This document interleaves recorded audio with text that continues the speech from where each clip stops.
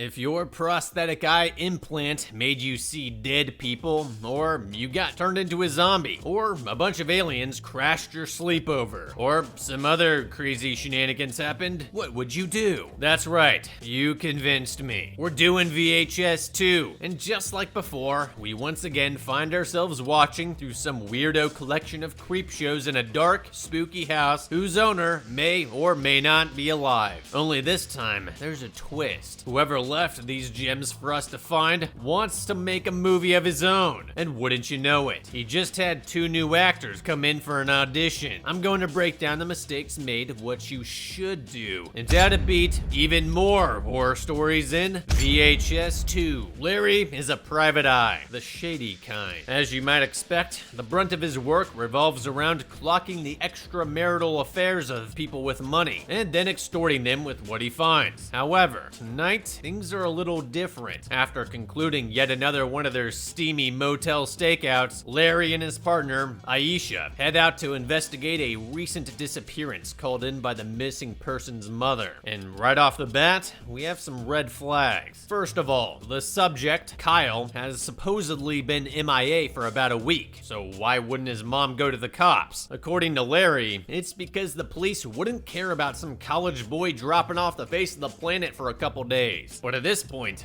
we're well beyond this simply being some wild weekend bender. You'd think that she'd at the very least try before paying some shifty gumshoe $1,000 a night to go looking for him. And besides, missing persons reports are serious business, and contrary to popular belief, there is not, I repeat, not a waiting requirement before you can make one. If you have legitimate reason to believe anyone might be missing, call that and immediately. It could very well mean the difference between life and death on the off chance it's the result of foul play. At the very least, Kyle's mom could ask for a welfare check to make sure his front door isn't kicked in with a trail of shell casings leading out.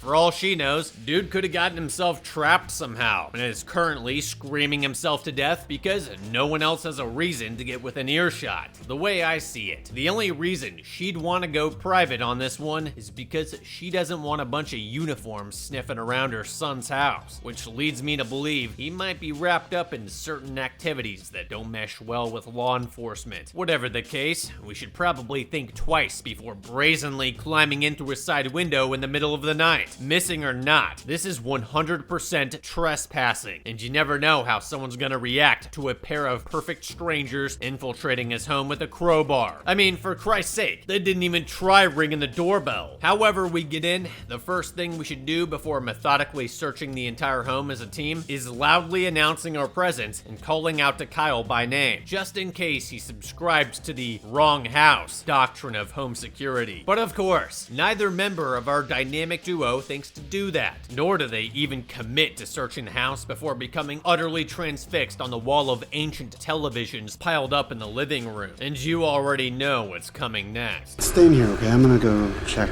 the rest of this apartment and make sure no one else is in here. Just I don't know, see what's on that computer, okay? Bro, just why? If you're worried about her safety, you shouldn't have dragged her into this dump in the first place. Leaving her alone in an uncleared house to stare at a computer screen is not the move, especially since there's probably nothing on there that couldn't hold on just a few more minutes. How about, instead, we both go searching the entire place room by room as a team until we know for sure the coast is clear. Then we can come back to further invade this guy's privacy. Besides, what if he's just passed out on a pile of beer cans like we initially believed? Whatever. This pretty much has to happen for the movie to happen. So let's just get things rolling with tape number 1. I call it Spooky Vision. Herman is a cyclops. However, this wasn't always the case. Turns out he only became this way after a freak car accident cost him an eye. But now medical science is looking to change that. Due to the immense generosity of the KPG Corporation, he's been given another chance at binocular vision, completely free of charge. There's just one catch. Everything he sees over the next few days will be recorded for future study, and I mean everything. So you guys are gonna sit around watching me take I'd say that's a fair compromise, Mr. Middleton. Yeah, chill out, dude. Your phone already does that. At least this way, you'll have total control over the POV. Let's just hope it doesn't include audio. The only other issue is that, at least temporarily, the signal from his cybernetic implant is overpowering the one from his natural remaining eye. So for the time being, he can only see out of the new one. Still, as long as that'll eventually work itself out, I'd say it's a pretty small price to pay for fully restored vision, provided there aren't any unforeseen complications, of course. After catching a ride home from one of his friends, Herman settles in for yet another sad bachelor evening by himself. Although, if you ask me, that doesn't sound like such a great idea. I mean, think about it. You just had an experimental techno bobble jammed into your eye socket, and right now, it's your sole source of vision. Might be a good idea to stay with close friends and family in case something goes wrong. At the very least, we should make sure our phone is properly set up to make calls off voice prompts. Or we could be in for a couple of rough days, especially if it turns out we're not alone after all. I'll say, it's a good thing he was able to fall back inside the bathroom before things got violent. Then again, is it just me, or did that guy not look like your typical home invader? Something about him was off. Dare I say, corpsey? Evidently, Erman saw it too, as he immediately writes the encounter off as some kind of glitch from the implant. As a result, instead of calling 911, he calls the doctor to report the glitch and demand an appointment for the following day. However, that's nowhere near the end of it. As soon as he leaves the sanctity of his hidey hole, Erman receives yet another visit from the great beyond. And this one goes beyond mere visual hallucination. Dude can actually hear ghost chick pounding on the bathroom door. Now, ordinarily, I'd suggest he just punt the little brat across the room, but given her appearance and everything else going on, that probably wouldn't work out so well for him. Instead, Erman decides to shelter in place until morning. And while that was definitely a better move than coming out swinging, I would have probably tried calling in a burglary instead. Sure, the cops will probably chew us out if they don't find anything, but we could always fall back on the excuse of my newfangled bionic eye is making me see things. We could have someone we trust come get us, or even go to the emergency room. Real or not, this seems like a serious problem, and unless the mass grave under our house randomly picked tonight to start spitting up spirits, it's almost certainly caused by the eye. Sure, regular non-KPG Corp doctors might not be able to do anything about it, but are we really just gonna wait around all night to find out? Eventually, daylight rolls around, giving Erman the courage to finally poke his head out. Seeing no sign of any ghoulies lurking around, he decides to plop down on the couch and catch a few Z's. Cause, you know, that was probably just a one-time thing. What the are you doing, dude? I would not be spending another second by myself until I got all this sorted out. Besides, don't you have a doctor's appointment to get to? After everything he went through the night before, there is no way I'd risk dragging this out another day. But wouldn't you know it, our hero winds up clonking out until 7 p.m. when his sick, distorted doorbell chime finally wakes him up. Erman recognizes the visitor from the office where he had his eye installed, which he quite justifiably finds suspicious. However, just as he's about to tell her to pound sand, she asks if he's been seeing dead people, which apparently is all he needs to hear to let her storm on in. Yeah, here's the thing. How can he be sure she's not a hallucination as well? Yes, it's true, he saw her back at the doctor, but only after having his new eye installed. Besides, how would she have been able to track him down? It's not like they wouldn't have just handed her that information back at the clinic, so she would have had to have immediately bailed on her appointment, ran back to her vehicle, and tailed him all the way home. And while that is technically possible, why wait until the following day to ring the doorbell if this is so important? Nah, none of this is adding up. I'm sure if she really is just another ghost, she'll find a way inside no matter what. But we can't afford to let her hold up her doctor's visit, provided we're not too late. Herman doesn't seem to think so we'll just assume they don't keep bankers' hours. Fact is, it's gonna be dark soon, and since things were noticeably more bad crazy from dusk till dawn, I'd be willing to bet our visions are directly tied to nightfall. Unfortunately, Ermin lets his curiosity get the better of him and decides to hear her out. Although it's not clear why we couldn't have this discussion on our way back to KPG. Turns out the girl, Clarissa, was born deaf, but had her hearing restored via cochlear implant. At some point, she received new implants made by KPG, which seemingly made her receptive to sounds beyond the grave. So, I guess Ermin can see dead people, and she can hear them. Now we just need someone with a prosthetic tongue who can tell them all to off. Otherwise, I'd say it's time to end our free trial as soon as possible and start picking out eye patches. No amount of depth perception is worth the never-ending nightly visits from mangled corpses. However, as Clarissa points out, removing the eye wouldn't get rid of the ghosts. It would just prevent us from being able to see them. And to that I say, oh well, if that's the case, then they were already there before, so we might as well set things back to blissful ignorance. Besides, she also said the more you engage with the spirits, the more they can interact with the physical world. And that'll be pretty hard to avoid with them manifesting all over the place like that. And speak of the devil, now we have an especially disgusting one peeping on us from outside. Great. Oh, but not to worry. Clarissa says it's just her scumbag uncle, and she knows just how to deal with him. I know how to make him go away. Just focus on me. Okay, I don't know a ton about ghosts, but I really don't see how that's supposed to make him want to leave. Know what? Probably best it doesn't make sense. So, moving on. Sure enough, the surprise liaison seems to do the trick. I guess modesty is still a thing on the other side. Of course, we would have had to have known going in that there's no way we could have kept it up forever. At least not without Blue Chew and a whole lot of Gatorade. Now it's well past dark out and our weapons of mass distraction is sound asleep, and we're in no way closer to finding a permanent solution to this situation. That said, I just camp out in the bathroom again. Something about it did keep them from popping in the night before, so why not try it again? Case in point, the moment he steps out of there, he spots another apparition hogging all the covers, only with slightly different results.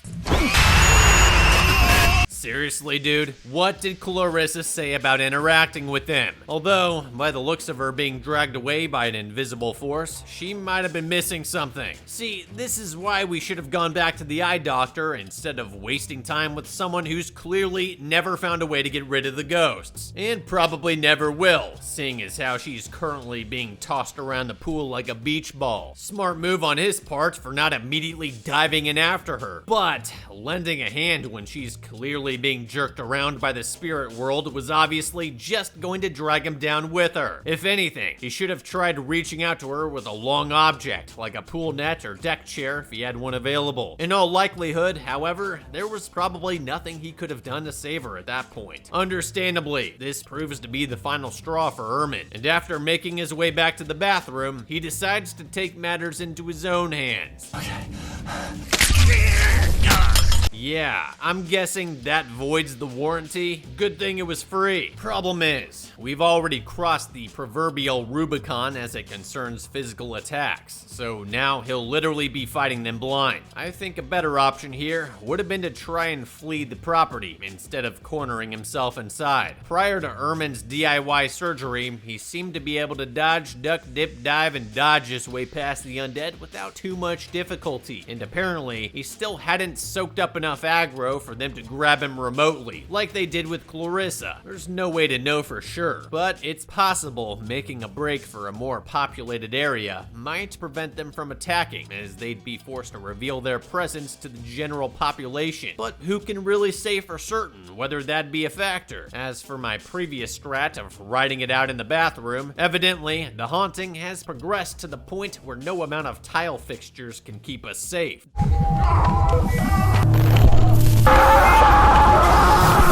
Delicious. And with that, I'd say it's pretty reasonable to assume Herman's dead. And if he's not, he probably will be pretty soon. In the end, neither of our protagonists made it out alive. However, had Herman taken the first night of visions more seriously and had the eye dealt with as soon as possible, there's a chance he could have avoided the rest of the ordeal. That said, once Clarissa came into the picture, she could have easily brought him up to speed on the situation during the trip back to the doctor's office, thereby giving him a reason to simply have the the eye removed before things could reach the point of no return. For that reason, I think this one was beaten. Moral of the story, you can't hit what you can't see. Back in Kyle's house, Larry takes a break from being stupid to check in with Aisha. She's a little unnerved by what she's just witnessed, but overall, still hanging in there, which is great because Larry then decides to double down on his bullshit by having her stay put and continue watching morbid crap. For some reason, he believes that going through Kyle's movie collection will bring them closer to finding him. I mean, I guess it's possible he could have recorded some kind of message over one of the tapes, but please, for the love of God, if I ever go missing, please don't watch my entire box set of The Pacific before searching the rest of my house, which these two bozos still haven't done. Oh, well, might as well jump on into tape number 2, which I have officially dubbed Meals on Wheels. Mike likes bikes, so much so, he bailed on breakfast with his girlfriend to go out shredding the gnar at some state park bike trail. Little does he realize, today will be the last time he ever sets foot on a pair of pedals. And it all starts with him sticking his nose in other people's business. Are you okay?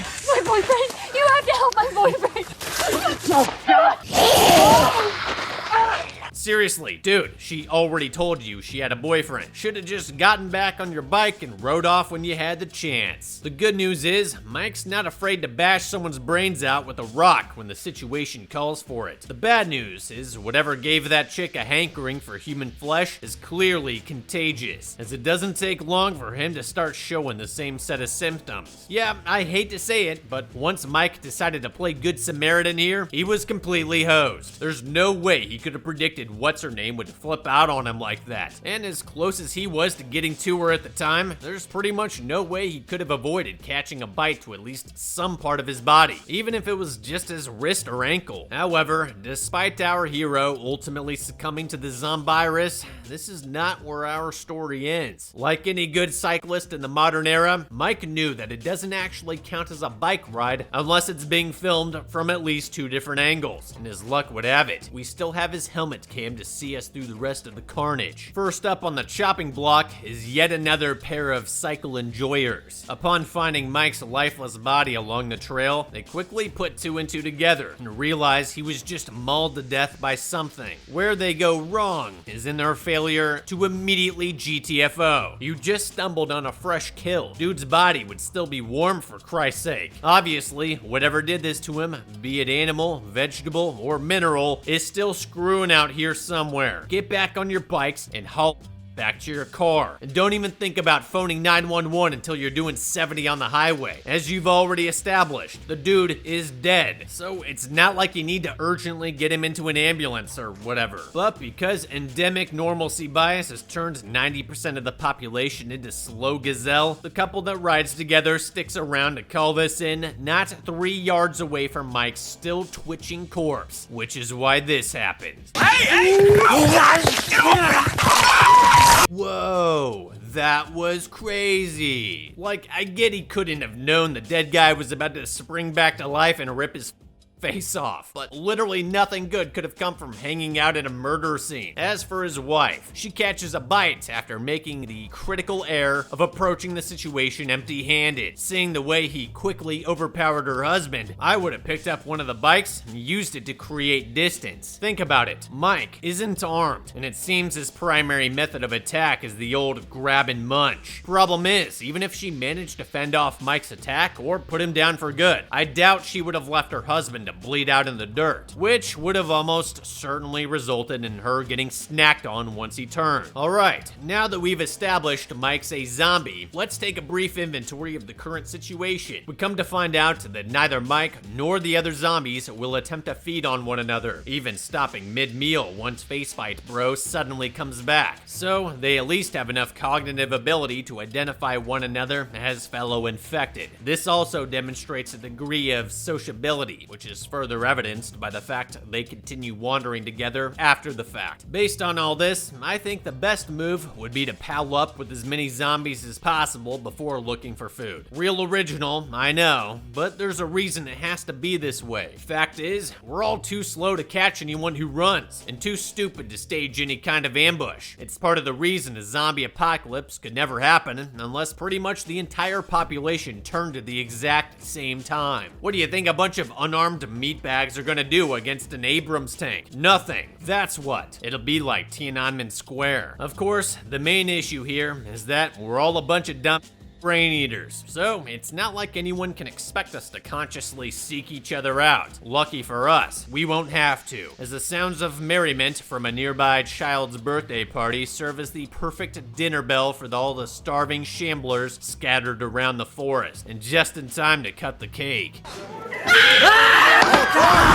Jesus, what the did she wish for? Naturally, things quickly devolve into chaos, which sadly results in most of the partygoers making it back to their vehicles in one piece. Although we did manage to overwhelm a few of them in the initial attack, it's really too bad we couldn't coordinate here, as the best approach would have been to have a few zombies move in from the parking lot to drive the terrified uninfected into the woods where the others could pounce on them. Still, we were able to get a few of the brave ones to stay back and sacrifice themselves to save the rest of the herd, including this moron who took the invincible cameraman meme just a little too seriously. And then there's this dude with a baseball bat acting all surprised when the zombies don't immediately explode after a single smack. Like, I get an aluminum bat could theoretically one-shot a human being, but even Negan needed a couple swings to bust Glenn's piñata. If he had sustained his attack until Mike was gurgling on the ground, dude might have been able to dump a few of them before getting mogged. Finally, we have Earl Dibbles Jr. laying some hate with the pump action. And while I can appreciate his decision to arm himself with a weapon type devised within the last 1,000 years, he starts his assault by firing straight towards a minivan loaded up with small children. I mean, for Christ's sake, dude, be wary of your target and what's behind it. Furthermore, what are you doing standing out in the open like that? Unless I was trying to fight my way over to someone I cared about, I would be standing on top of my truck to ensure they couldn't easily creep up on me when I had my back turned. Or, you know, just climb inside and leave. Seriously, this is the level of human stupidity required for zombies to actually be a threat. I'm honestly surprised any of them actually made it out of there alive. However, just when it looks like Dirty Mike and the boys have won the day, our camera zombie is suddenly stopped dead in his tracks by a call from his girlfriend. Turns out there's still a part of him rattling around up there. No, wait, ignore her. Brother, focus on the mission. The mission, Mike. No!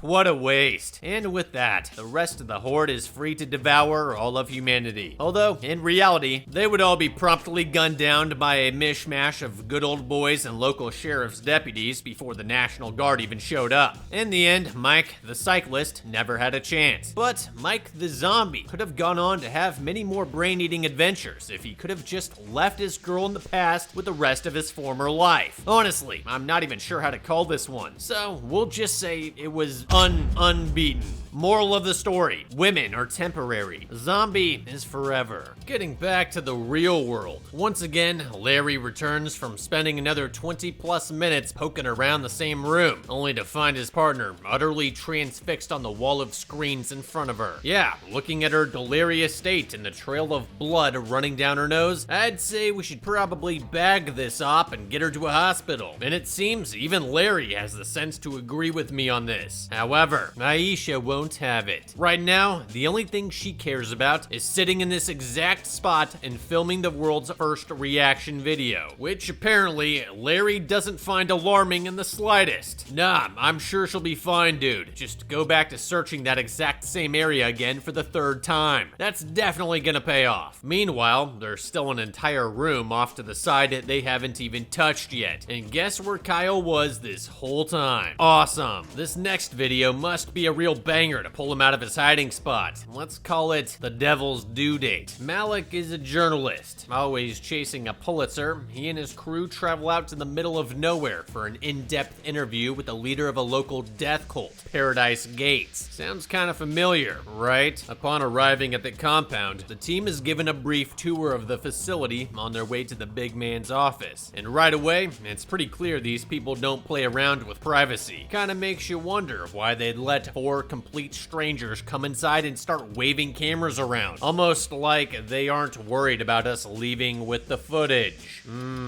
Eventually, they meet up with Father and start recording the Q&A. However, just as they're getting to the good stuff, the battery on the camera starts running low, prompting Malik to go out to the van himself instead of sending literally any of his 3 staff members. It's too bad too. Dude was just a few minutes away from showtime. Waktunya sudah tiba. Anak-anakku, jangan takut dengan apa yang akan kalian lakukan. Pak, Jangan ganggu. Nope, no thanks. Call me paranoid, but when a cult leader says it's time before addressing his followers and threatening people with a box cutter, that's when I hit the road. By the sound of it, this place is about 5 minutes away from going full Jonestown, and if we don't get back in our van and hit the gas immediately, we risk becoming a permanent part of this news story. After all, groups like this generally aren't too picky about who accompanies them on their great journey, and even if we don't drink the Kool-Aid ourselves, I'm sure there'll be a gang of helpful hands assisting any of the more reluctant cult members with their ascendance to the promised land. But just in case you need any more proof it's time to bail, check out what Malik's producer friend Adam finds while roaming around unsupervised.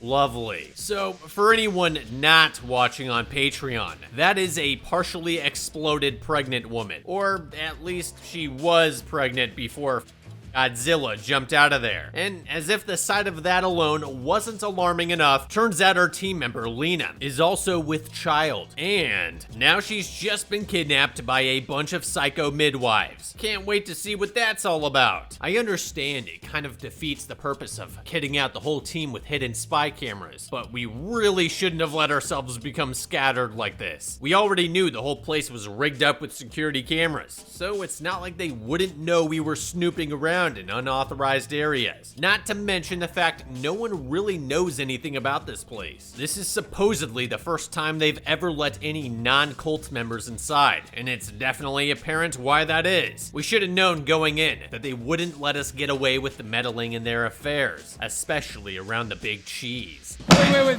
hold on. Kamu tidak mau dengar.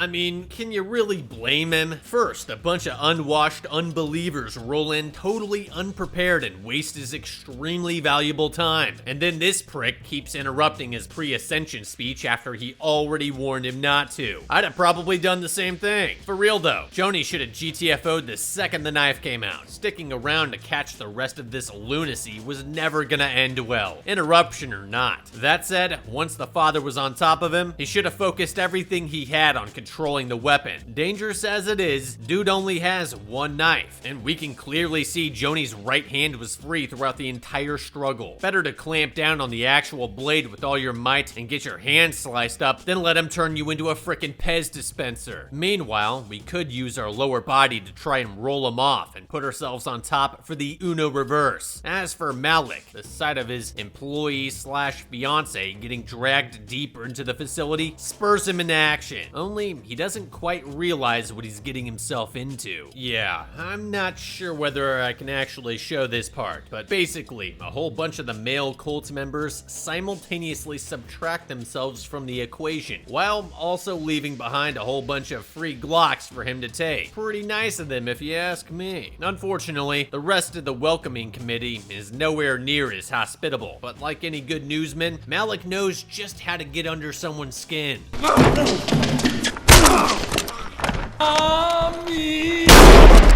Okay, I think he's dead. Smart move on Malik's part, going for the disarm instead of trying to scoop and score with one of those handguns. Without examining them, we couldn't have known what condition they were in. Sure, the slides were forward, but it's not safe to assume they had fully cycled the way they were used. And we can't even see clearly whether or not they had magazines inserted. Only takes one bullet with how those guys were aiming. Where our hero goes wrong is taking off with the shotgun without running the action first, which is why the rest of the goon squad is able to restrain him without any trouble. This leaves only Adam left to handle business, and while you can't say he's not heroic for doing so, it's probably not the best idea to run straight towards the sound of gunfire without a weapon of your own. Doing that is how you wind up locked into a game of red light, green light with your buddy's life on the line, or, you know, dead. Lucky for Adam, it's the former in the case, although it doesn't quite go the way he was hoping. I'm sorry, man.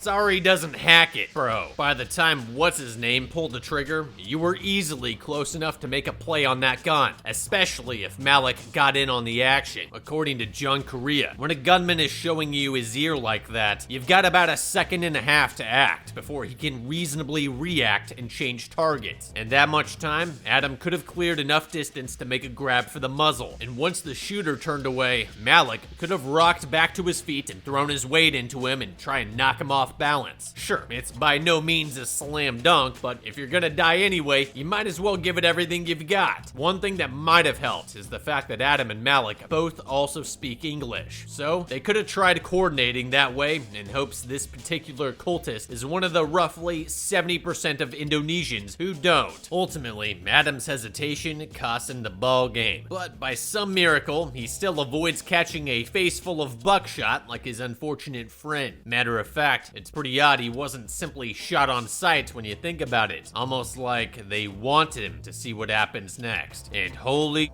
just wait until you see what that is. Hearing the sound of Lena screaming, Adam moves deeper into the compound armed with nothing but a pipe. That's right, not one of the cultist shotguns or that small mountain of Glocks in the other room, a pipe. Lucky for him, the whole situation rapidly begins sorting itself out, starting with the big bad. Well, that was easy. Turns out there might have been something to that wacko's prophecy after all. I mean, he did just pop like a zit from some mysterious supernatural force. And then there's the fact Helena's advanced about 8 months of pregnancy over the course of the last 15 minutes. Something tells me that's no ordinary rugrat she's got sloshing around in there. Probably has something to do with those inscriptions on her stomach. Or maybe it was the team of shrieking zombie women pinning her to the table. Whatever the case, once Adam finishes ripping and tearing his way through her, it becomes all too clear why she won't be coming back with him. But there's something else that will.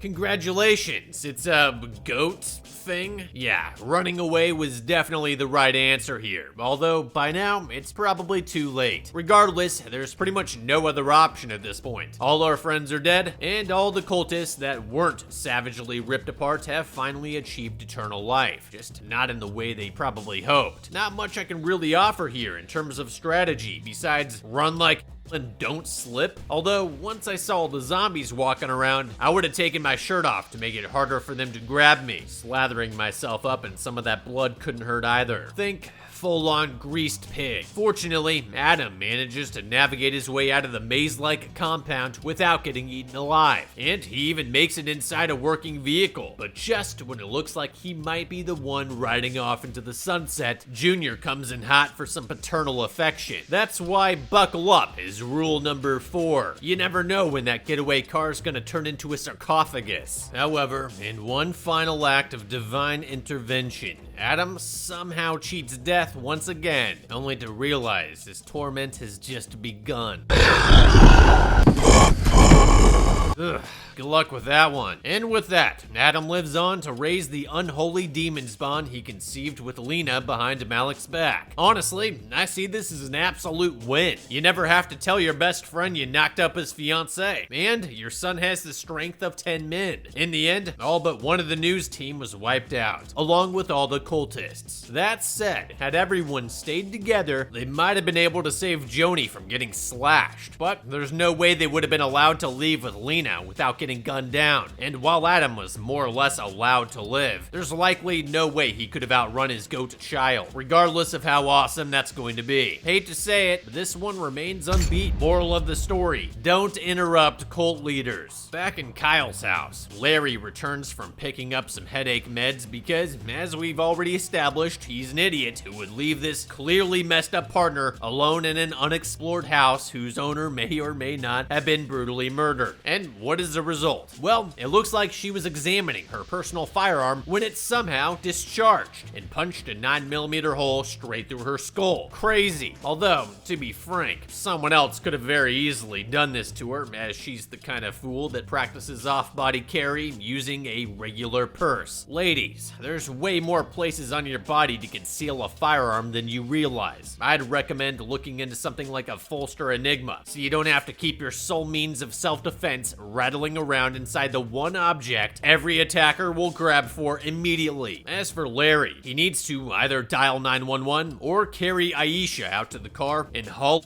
to the nearest hospital. Sure, it's not looking good for her, but people have survived a lot worse. And she wasn't exactly using a hand cannon. There's still a chance, albeit a very small one, she's still alive. And every second you waste doing nothing, that chance gets even smaller. However, instead of taking any action towards improving the situation, Larry decides to do the sensible thing and watch another one of the videotapes. I mean, to be fair, it does say watch on the side of it, so how could anyone expect him to resist? I call this last one Dog Dies at the End. Gary and Randy's parents are out of town. Like any other boys their age, they spend the free weekend filming home movies, teaching their dog how to skateboard, and stopping their older sister and her boyfriend from making life-altering decisions. Little do they realize, the little sleepover they have planned with their friends for tonight might just be their last. And it's not because they're getting grounded.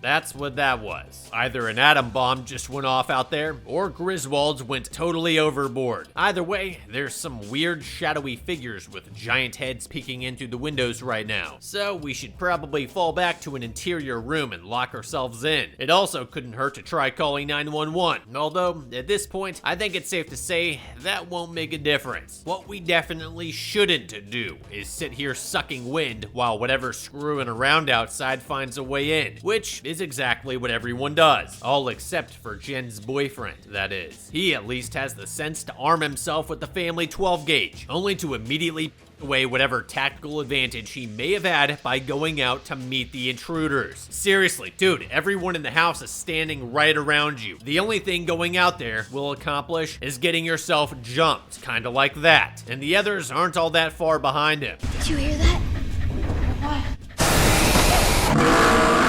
Jesus, that didn't take long. Fortunately, whatever those freaks had in mind didn't go exactly as planned, as Gary, Randy, Jen, and Tank the camera dog all managed to break free as they're crossing the nearby lake. Still, things aren't looking all that great right now. Gary's gone completely unresponsive, and his siblings are about to start CPR without even stopping to check for a heartbeat. Honestly, it might be a better idea to carry him into the nearby woods before rendering aid, as right now we are totally exposed and right next to where they last saw us. And sure enough, here come a couple grays slow walking down the dock straight towards us. But just as they're closing in for the kill, Gary randomly reanimates in time for a mad dash into the forest. Alright, this is gonna make me sound pretty heartless, but hear me out. What if we left Tank behind? Now, before you freak out in the comments, just think about it. Is he really any safer with us, who the aliens are trying to kidnap, than running around by himself? Yes, they might be interested in his amazing skateboarding skills, but in general, if they want an Earth dog, they could easily pull a stray off the street whenever they want. The simple fact is, he's kind of a liability right now. Not only do we have to carry him, but there's also a chance he might make a noise that gives away our position. Just like that. Tank. Sadly, it probably wouldn't have made a difference, as it seems the ETs understand human behavior well enough to bait them out with a phony police car. That said, if I thought the cops were rolling up, I would have used the distraction to run basically anywhere else. Sure, they might only be looking for easy targets, but the reality is, these came from outer space, so there probably isn't anything the officers could do besides get themselves probed. In that case, we probably wouldn't have been any safer huddling next to them than we would be running away by ourselves. By the way, running is the only thing we should be doing right now, at least until we're certain they're no longer chasing us. Fact is, we're probably not making out of this one either way, but locking ourselves up inside some random barn is stupid for two reasons. Number one, they would have had to have mastered barn technology before achieving interstellar travel, so they're definitely gonna find a way in there. And number two, you forgot to lock the other door. Well, at least they didn't give her the District 9 treatment. The good news here is that they seem to want us alive. Of course, that's also the bad news. There's definitely worse things than death out there, and I'd imagine an alien spaceship is probably full of them. Guess we'll find out. In the meantime, all we can do now is find a comfortable spot to wait for the inevitable. But at least we have our faithful little doggo here to keep us company in her final moments.